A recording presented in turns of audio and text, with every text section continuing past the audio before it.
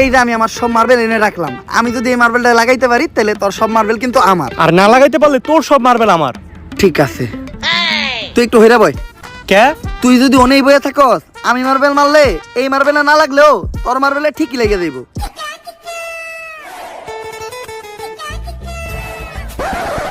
লাগে না এই দে তোর সব গুড়ি দে।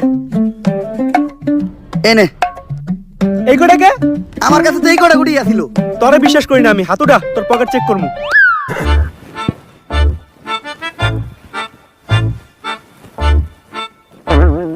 কিরে তুই মিছা তো কইলি কে? এই যে বড় বড় দুটো মার্বেল তুই তোর পকেটে লুকিয়ে রাখছস। ওই দুইটা স্যার আলাই কর, আমার পকেট ফুটা, তুই আমার পার্সোনাল মার্বেল হাত দিছস। আরেকটা মার্বেল আছে যেটা দিয়ে আমি মারছি, ওইটার সামনে ওই করতে পড়ছে।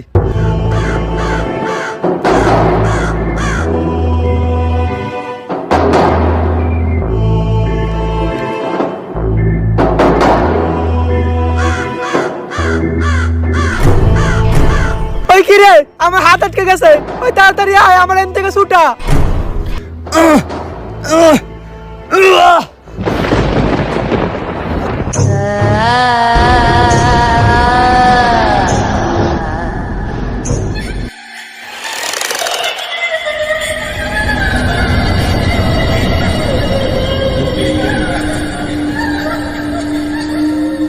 সঞ্জনা মুক্ত হয়ে গেছে, কাউরে বাঁচতে দেবো না।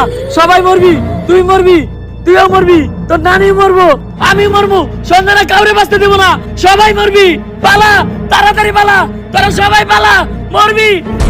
কে সঞ্জনা? আর কেন মারবো আমাকে সবাই?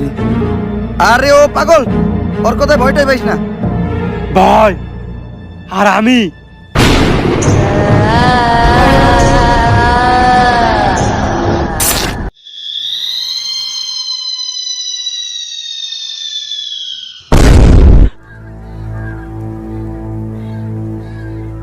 লাশ প্রতিদিন একটা করে খুন হইতেছে।